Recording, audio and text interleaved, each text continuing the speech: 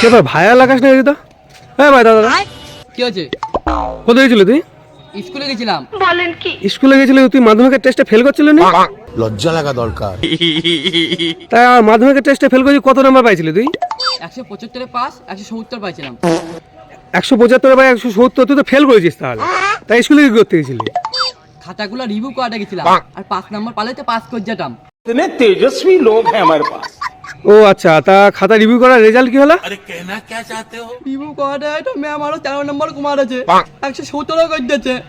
117 করে দিয়েছে।